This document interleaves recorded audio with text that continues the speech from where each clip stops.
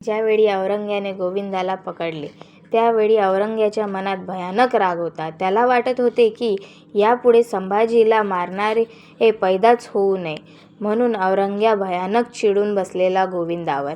कारण त्याला वाटत होते की मराठ्यांच्या राजावर कुणीही अंत्यसंस्कार करू नये, तर हे मांस गिधाडांनी खावं. पण तसं काही घडले नव्हते. आज गोविंदाने असं काही कृत्य केले होते की ज्यामुळे औरंग्याची मान खाली गेली होती. कालचा औरंग्याचा हुकूम धुळीस मिळाला होता. ती दवंडी धुळीस मिळाली होती. त्यातच एवढं मोठं साम्राज्य आणि एवढी अफाट सैन्य सेना सर्वच हास्यप्रद ठरलं होतं. तो दुखावला गेला होता. ज्याप्रमाणे औरंग्याने गोविंदाला कैद केले त्याचप्रमाणे औरंग्याने जनाबाई आणि राधाईसह अनेक लोकांना कैद केले होते. डाल दो इन्हें काले घने अंधेरे में, इन्हें ऐसे तड़पाना कि खुद अपने मौत को याद करे, मगर मेरे आदेश के बिना इन्हें पानी तक मत देना. यह बात याद रखना, जो गुस्ताख इन्हें पानी देगा उसे भयानक मौत मिलेगी. याद रहे. गोविंदा विचार करीत होता संभाजी महाराजांचा. संभाजी महाराज या कालकोठरीत कसे राहिले असतील. आपल्यालाच एवढा त्रास होत आहे, कदाचित असाच त्रास माझ्या अन्नदात्यालाही झाला असेल. हा औरंग्या म्हणजे जल्लाद माणूस, ज्याने माझ्या राजाला भयानक मृत्यू दिला. तसा औरंग्याही विचार करीत होता. या मराठ्यांना हरविण्याची स्वप्न पाहत होता. असाच एक दिवस उजाडला. बादशहाला वाटले की आपण गोविंदाची भेट घ्यावी. त्याला विचारावं की या कटात आणखी कोण कोण सहभागी असेल. कदाचित हे काम एकट्या गोविंदाचं होऊ शकत नाही. त्यात आणखी काही लोक सहभागी असू शकतात. या कृत्यात अख्खं गावच सहभागी होतं. कुणी कपडे शिवले होते, तर कुणी लाकडं आणली होती, कुणी गवऱ्या आणल्या होत्या, तर कुणी धसकटं.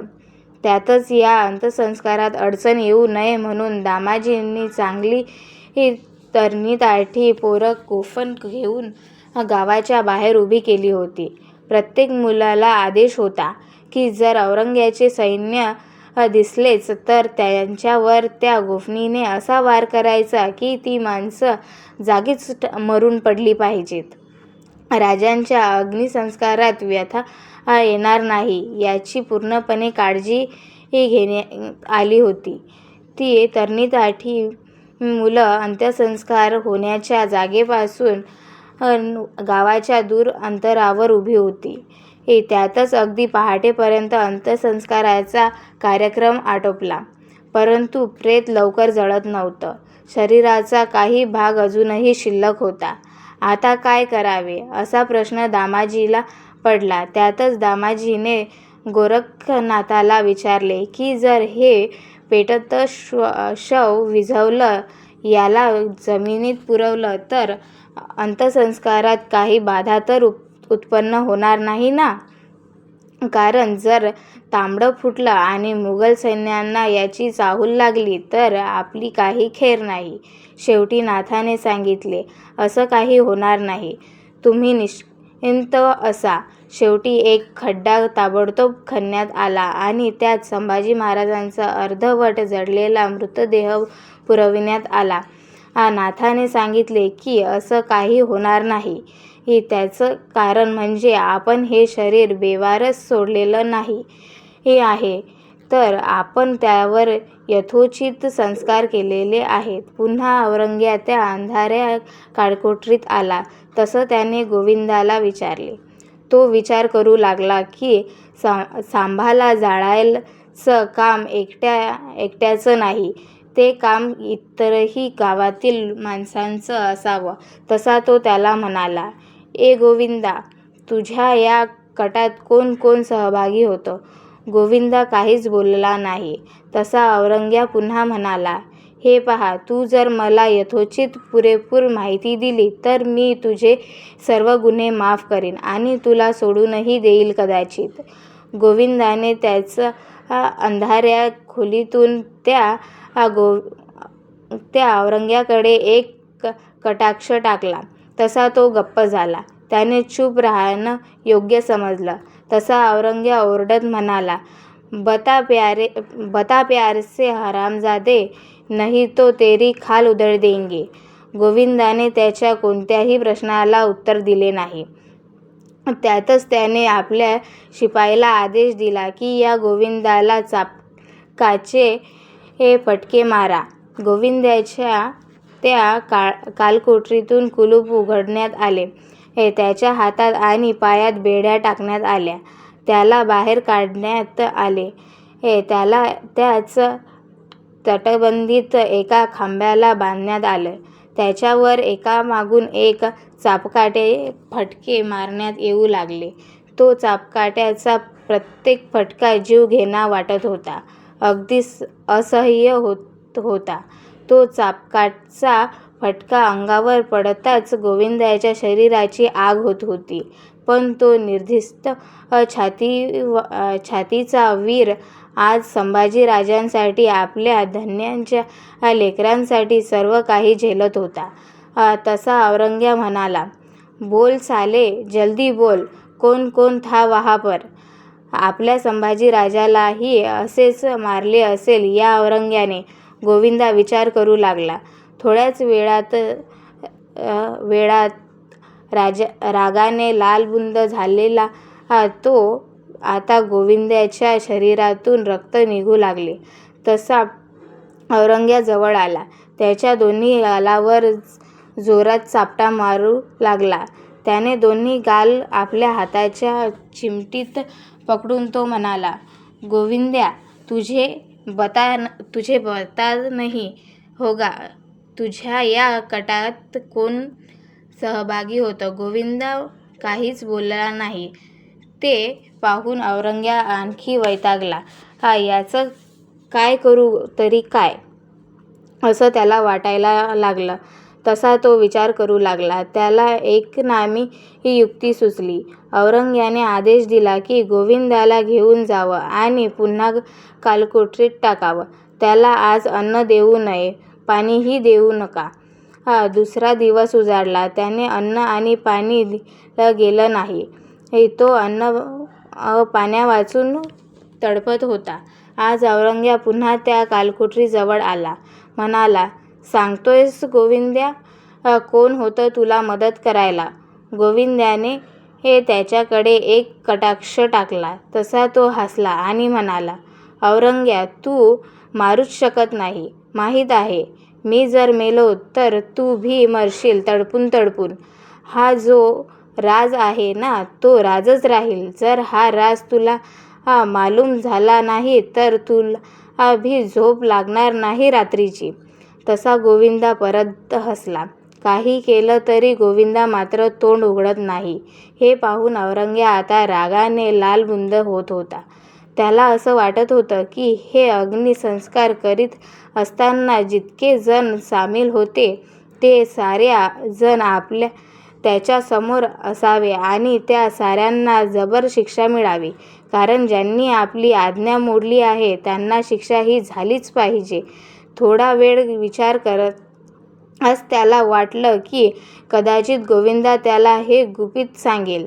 काही दिवसांनी का होईना सांगेल, पण त्याचा जर अन्नपाण्याविन जीव गेला तर हे गुपित गुपितच राहील. त्यामुळे त्याला जिवंत राहणं भाग आहे. शेवटी उपाय नसल्याने बादशहाने गोविंदाला काही दिवस असेना जिवंत ठेवण्यासाठी शिपायाला बोलवून त्या कालकोठरीत अन्न आणि पाणी पाठवण्याची व्यवस्था केली.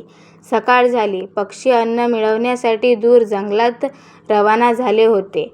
तांबडं फुटलं होतं. त्याचबरोबर सूर्यही निघाला होता. अशातच औरंग्याचा एक दूत गावात येऊन धडकला. म्हणाला, एक सरकारी आदेश आहे. बादशाह औरंगजेबाचं म्हणणं आहे की या संभाजीच्या अंत्यसंस्कारात कोण कोण हजर होतं त्यांनी स्वतःहून बादशाहाकडे यावं, त्याची माफी मागावी. बादशाह त्यांना खऱ्या मनाने माफ करेल. बादशाह औरंगजेब त्या बादशाहाबाबत सर्व गावालाच नाही तर पंचक्रोशीत माहीत होते की त्याचा स्वभाव कसा आहे. तसं पाहता बादशहाचा तो आदेश जरी असला तरी यात सर्व गाव एक होतं. कुणी कुणाची नाव बाहेर आणली नव्हती व कुणीही बादशहाचा हेर नव्हता. सर्वांनी एकत्र येऊन संभाजी राजांच्या अंत्यसंस्काराला मदत केली होती. त्यातच आता हे शिपाई आहेत. 2 गोष्टी बोलत आणि निघून जात, पण कुणीही त्यांना कोणत्याही प्रकारची माहिती देत नव्हतं किंवा त्या कटाबाबत काहीही सांगत नव्हतं. सर्व गण्यांचा गोविंदा एक नेता ठरला होता की ज्याने गुन्हा आपल्या अंगावर घेतला होता, ज्याने आपल्या जीवाचा पर्वा न केली होती. त्यातच माझा परिवार उपाशी मरेल याची चिंताही केली नव्हती. फक्त एक विनंती दामाजी पाटलाजवळ मृत्यूपश्चात केली की माझी पत्नी आणि माझ्या लेकराबाळांचा सांभाळ करावा. संपूर्ण गावानंही त्या परिवाराला अंतर दिले नाही. रोज येणारे ते शिपाई त्या शिपायाच्या येण्याने गाव त्रासून गेले होते. त्यातच काही जण गाव सोडूनही गेले होते. त्यांना वाटत होते की कदाचित कधीतरी बादशहाला माहिती झाल्यास बादशाह आपल्याला सोडणार नाही. गोविंदा जिवंत होता. त्याला क्षणोक्षणी त्रास होत होता. त्या औरंग्याची माणसे त्या अंधाऱ्या कालकोठरीत येत कधी धमकी देऊन जात, कधी जोरजोराने हसत, कधी ती माणसे अंगावर तलवारीच्या जखमा करीत, तर कधी तलवारीने मुंडके छाटण्याची धमकी देत. एक दिवस गोविंदासाठी कठीण होत होता.